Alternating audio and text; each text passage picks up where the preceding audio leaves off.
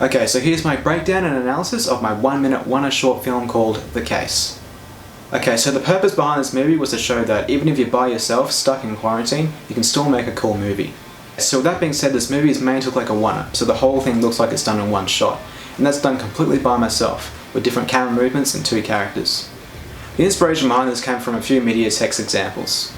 The first being Alfred Hitchcock's 1948 film called Rope, which was the first movie to use this effect for the whole duration. Inarritu's 2014 film Birdman was another example, and I think pulled it off the best in all of cinema.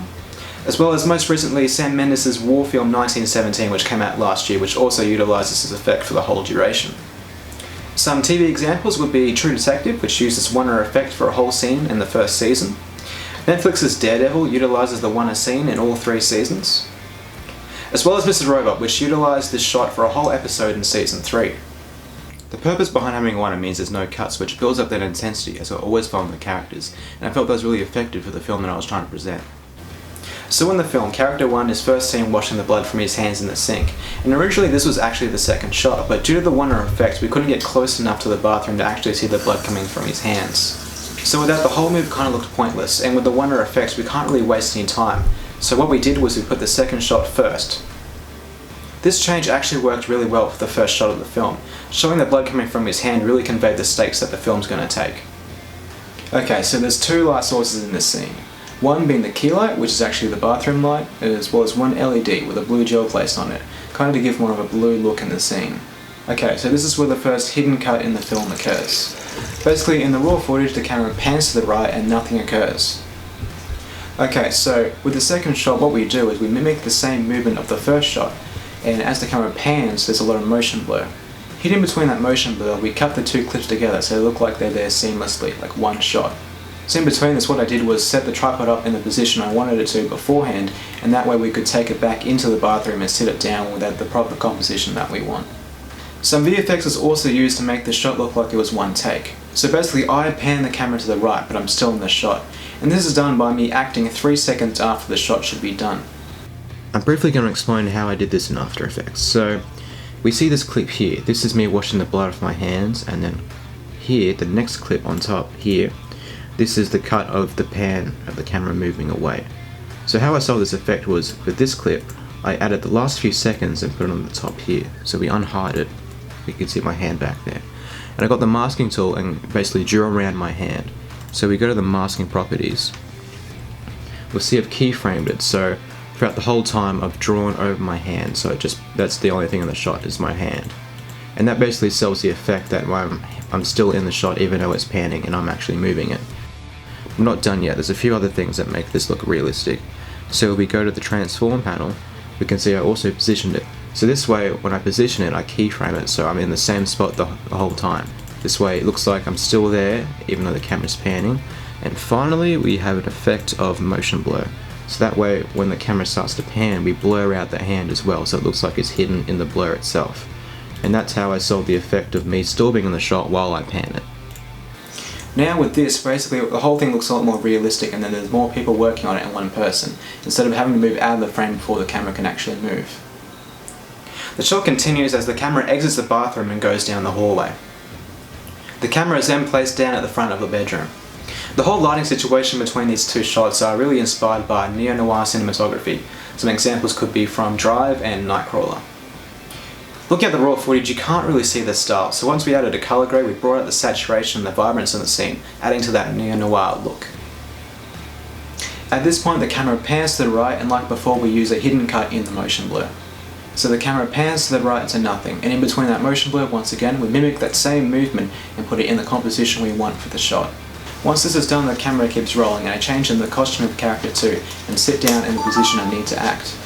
Obviously me changing costume and walking into the frame is actually cut from the film. And because the camera is in the same spot the whole time, we can use that cut and it looks like nothing's changed. And once again we're using VFX to make this shot look like it's one take. So once I've done that 3 seconds, I take that footage in After Effects, and once again I rotoscope it out, position it and blur it so it looks like I'm already in the frame. The lighting in the shot really brings out the neo-noir elements in this scene. There are 2 LED lights placed in this scene with 2 gels on top, one red and blue. And because I don't have any gels, what I did was I took baking paper and basically got a texture and coloured on top and then sticky taped it to the lights, which seemed to work. So the blue light is placed in front of the case, kind of giving a bit of a highlight so it doesn't get lost in the darkness and the audience can actually identify that it is in fact a case. The second light is obviously placed inside the case, pointing directly at character 2. This whole scene is a really obvious reference to Pulp Fiction, where John Travolta's character is looking inside a glowing case. Similar to Pulp Fiction, we can't actually see inside the case, but that glow kind of gives that sense of mystery to the scene. So once again there's another hidden cut where the camera pans to the left, and this is done exactly like the last two pans, where we cut in between the motion blur. After that, I change in the character's one costume and walk directly into the bathroom, obviously cutting out the bit where I walk into the bathroom. So at this point, character 1 walks out of the bathroom, hears the sound design of the police, and then runs. So the intention behind the scene was not have any front-facing light on the character, because I'm playing both characters, we don't want to see that I am both people. So by not having any directional light on the front, there's a big shadow cast over the character, which gives that sense of mystery. The back wall is lit by the light coming from the bathroom, as well as the hallway lighting the exit. So once again, in the motion blur, the pan goes back to the right, as well as once we see the character for a few seconds, the camera pans to the right again. This time it pans to darkness, so it's a lot easier to cut the two footage together, as well as VFX being used again. Once again, we're using rotoscoping, positioning, and blurring to make it look like I'm still in the scene even though that I'm moving, and this effect is done exactly the same as the previous versions. In the next shot, the camera pans from the bedroom and goes straight through the living room into the top of the staircase. Like before, we've already set the tripod up in the composition that we want at the staircase to begin with, so we take that tripod and redo the scene and place it back down. Another problem I came into was placing the tripod down the floor as it became too jittery, so to solve this I basically put a towel on the floor and then put the tripod on top so there wasn't so much jitter. The lighting in this shot drastically changed from all the test footage we shot. In one attempt, my little brother was standing outside the house holding a light shining in like the cops would be, but that wasn't that effective because the light couldn't really see through it that much and it wasn't that obvious. Also, that kind of got rid of the idea of making a movie by myself completely, so that shot really got cut out quick. Another attempt was my little brother was inside this time, waving red and blue lights around, which I think actually looked the best, but once again it defeated the purpose of making a movie completely by yourself. So the final decision was to place a red and blue light inside the house facing towards the window. This eliminated the background, giving more of that neo-noir look that I'm going for. So after that I changed in the costume of character 1 and walked down the stairs. The cut occurs as he comes out behind the wall and fires a gun at the police. This effect is kind of solved by the sound design, as there's actually no cops outside obviously, so having people yelling kind of set the scene of people being there when they're not. So in the gunshot there's a mixture of VFX and practical effects put together. So I took this footage and put it in After Effects and added a muzzle flash. Because the muzzle flash picture has a black background on it, all I got to do is go to blend modes and then set to screen to get rid of that black background. I then positioned it with 3D settings to put it in the scene how I liked it, as well as adding a smoke asset, which I also used the blend mode of screen for.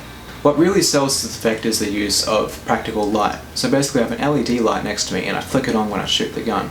This way I've lit up the walls of the house, so that way it looks like the muzzle flash is actually giving off light, selling the effect. Finally, I added a bit of blood splatter on him because the cops are obviously firing back at him. All I did was I took a video of blood splash where it was green screened and green screened it out, and then similar to the last things I placed it in a position where it needed to be. Okay, so once character 1 has fallen to the floor and out of the composition, I walk up the stairs and I change in the costume of character 2, and then I go pan the camera to the left, obviously cutting out the part where I walk up the stairs. Like before, I'm using rotoscoping, positioning and blurring to make it look like I'm already in the shot beforehand, even though I'm not, selling the effect that there's more than one person shooting this film. Once we see character 2, he looks shocked that his friend has got shot and he runs straight into the bedroom to grab the case. Once he walks in the room, I quickly walk out and pick up the camera and then move forward following him, obviously once again cutting out the part where I come back. As the camera is still, you really can't see a cut in there. And before it goes in the bedroom, it pans to the right, and this is where another cut occurs in the motion blur. There's no artificial lighting in the scene as everything's lit by the house, but using that color grading again, we're able to get that neo-noir look. Okay, so at this point we set up the camera to about the same height where it cut before, and using again we pan it completely to the right, mimicking that same shot, and we cut in the motion blur. Once the camera stops panning, I run into the scene with the case in my hand until I get shot down by the police, and this can be inferred by the sound of the door breaking down and them rushing up the stairs. Sound design was also used in another way because I wasn't actually holding the case when I fell down.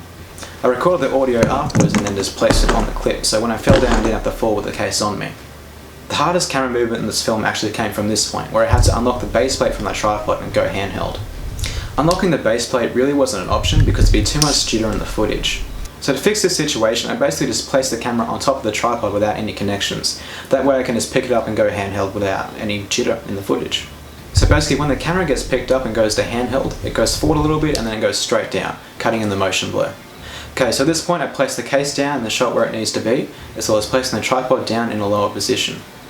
So first I get the composition right, how I want it, and then I lift the camera up so it's facing the roof, and then put it back down and then cut in the motion blur. Once again, using positioning, rotoscoping and blurring, I made it look like I was already in the scene, and this is done exactly how it was done before.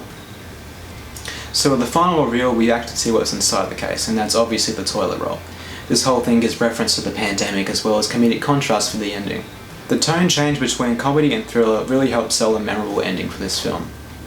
That's how I made my 1 minute, 1 short film completely by myself called The Case.